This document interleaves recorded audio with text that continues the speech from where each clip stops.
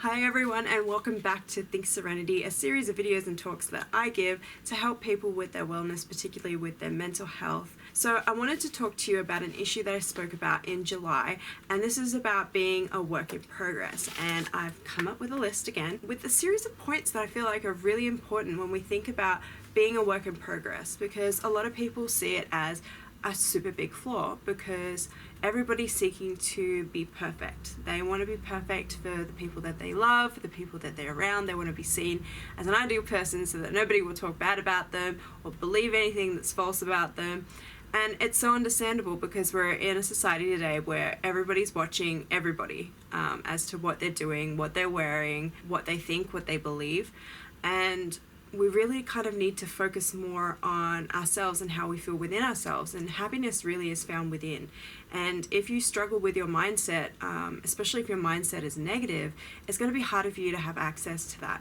So let's talk about being a work in progress. Now, the first point that I wanted to talk to you guys about is be patient with your progression, because everything takes one small step at a time. Let's talk about me at the beginning of the year. At the beginning of the year, I felt like doing energy healing really wasn't that effective, that I wasn't going to do well as running it as a business, that I wasn't going to find clients, I wasn't confident 100% in my abilities, I wasn't sure if this is what I was going to do, I was afraid that what people would think about me doing energy healing.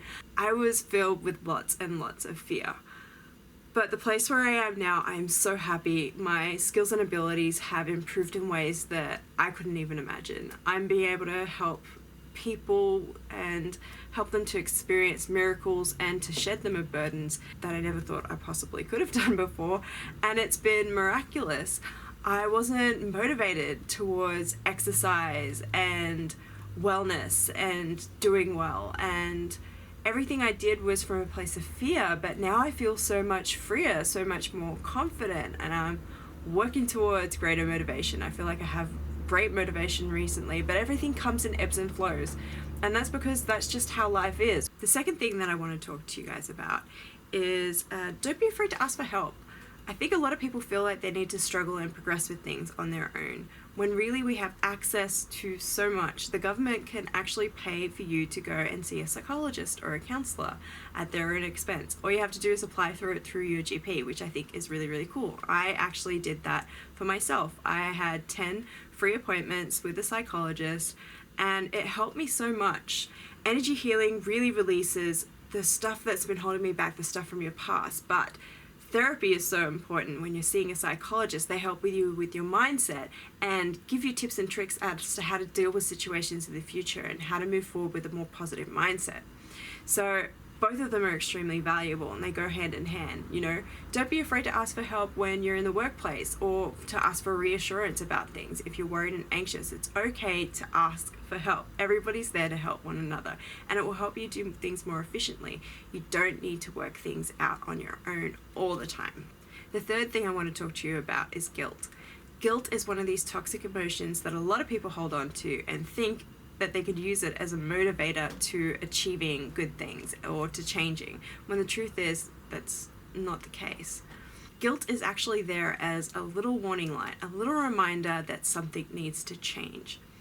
When we choose to let go of the past, let go of the mistakes that we made, we can release that guilt and we can move forward with ease. If you hold on to it, it's always going to be a problem. It's always going to be there in the back of the mind. So think about it. Guilt really is there as just a warning light, something to help you recognize that you've done something wrong and that you need to make a change. As soon as you make that change, then you know that you can let it go. Now, the next thing that I want to talk about is actually something super exciting. It was one of these epiphanies that I had when I started doing energy healing, and that is sometimes we can react poorly to certain situations. We can be triggered by things, or things can be really, really difficult. And it's not a reflection of who we are, it's a reflection of what's in our energy. It's a reflection of what's in our past, the things that have formed us into who we are now, and the reason why we react so badly to certain situations. But also, one other important thing, and that is generational issues. There are certain problems that our ancestors had in the past that have been passed down to us, making it absolutely impossible for us to react in the correct way that's authentic to ourselves.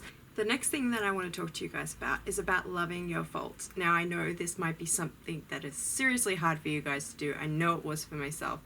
But a lot of the times the faults and the flaws that we have are there to be able to help us progress in life.